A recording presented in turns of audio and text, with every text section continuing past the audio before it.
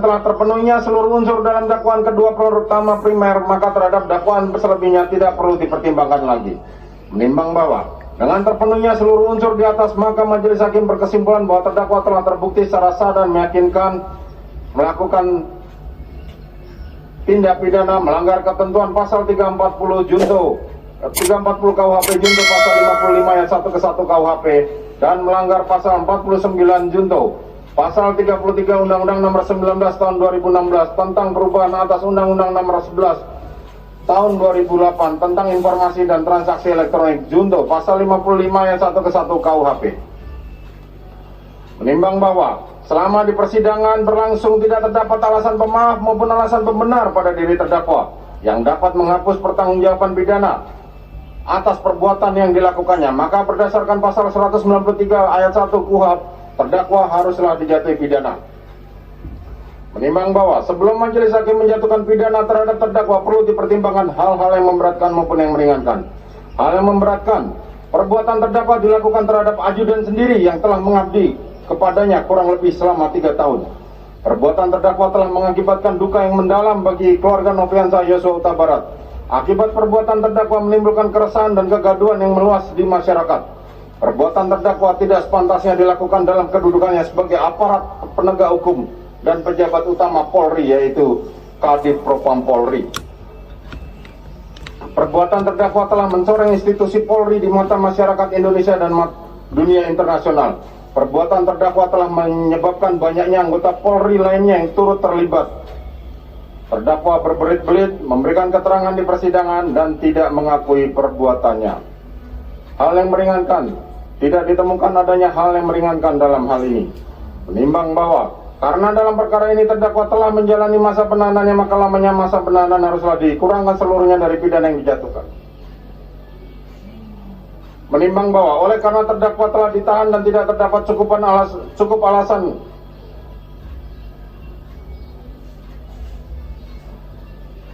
Menimbang bahwa oleh karena terdakwa telah ditahan dan tidak terdapat cukup alasan berdasarkan undang-undang yang mengeluarkan terdakwa dari dalam tahanan, maka sesuai dengan ketentuan pasal 193 ayat 2 huruf B KUHP terhadap diri terdakwa haruslah dinyatakan tetap berada di dalam tahanan. Menimbang terhadap barang bukti huruf A dari angka 1 sampai dengan angka terakhir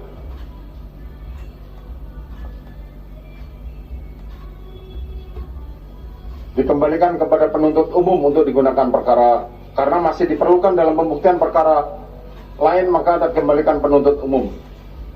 Menimbang bahwa terhadap terdakwa yang dijatuhi pidana, maka berdasarkan ketentuan pasal 222 ayat 1 KUHP haruslah dibebani untuk membayar biaya perkara yang besarnya akan disebutkan dalam amar putusan ini.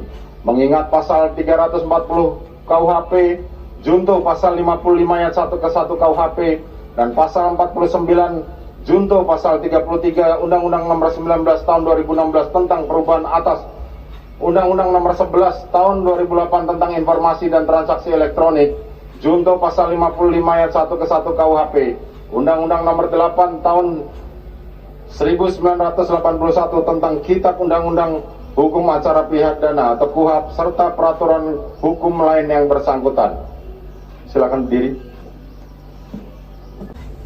Mengadili, menyatakan terdakwa Ferdi Sambo SH SIK MH telah terbukti secara sah dan meyakinkan bersalah melakukan tindak pidana turut serta melakukan pembunuhan berencana dan tanpa hak, melakukan tindakan yang berakibat sistem elektronik tidak bekerja sebagaimana mestinya yang dilakukan secara bersama-sama, menjatuhkan pidana kepada terdakwa tersebut oleh karena itu dengan pidana mati, memerintahkan terdakwa tetap berada dalam tahanan, menetapkan barang bukti tetap terlampir dalam berkas dikembalikan kepada penuntut umum untuk digunakan dalam perkara lain,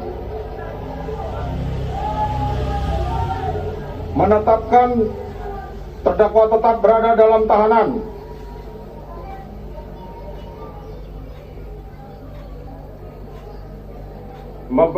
demikian membebani pula terdakwa untuk membebani biaya negara dibebankan pada biaya perkara dibebankan pada negara. Demikianlah diputuskan dalam rapat permusyawaratan Silakan duduk.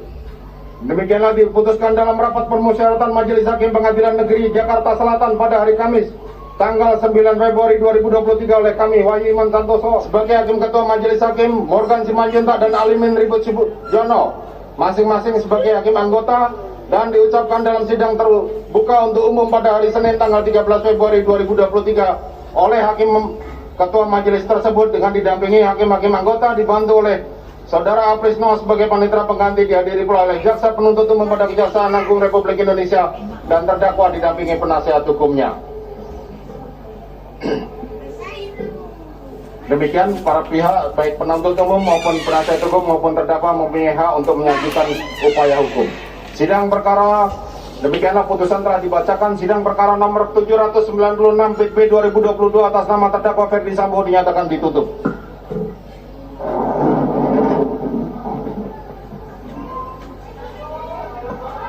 Pemirsa, baru saja kita ikuti jalannya sidang vonis terhadap Ferdi Sambo, di mana Hakim Ketua Pengadilan Negeri Jakarta Selatan, Wahyu Iman Santoso, menjatuhkan hukuman pidana mati untuk Ferdi Sambo.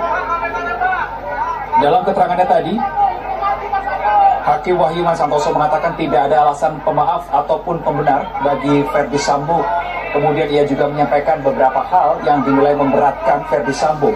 Yang pertama adalah pembunuhan yang dilakukan terhadap ajudan yang sudah menghabis selama kurang lebih 3 tahun. Hal ini pun mengakibatkan duka yang mendalam bagi pihak keluarga. Hal memberatkan berikutnya adalah menimbulkan keresahan dan kegaduhan di masyarakat. Poin berikutnya adalah apa yang dilakukan oleh Ferdi Sambo ini dinilai tidak pantas. Apalagi Ferdi Sambo adalah sebagai aparat penegak hukum dan juga perwira tinggi dari institusi Polri. Berikutnya adalah mencoreng institusi Polri tidak hanya di mata masyarakat Indonesia, tapi juga di dunia internasional. Hal yang memberatkan berikutnya adalah banyak anggota Polri yang terlibat. Kemudian sejak proses persidangan berjalan tanggal 17 Oktober 2022, Ferdi Sambo dinilai selalu berbelit-belit dan tidak pernah mengakui perbuatannya. Sementara untuk hal yang meringankan dikatakan tidak ada oleh Hakim Wahyu Iman Santoso.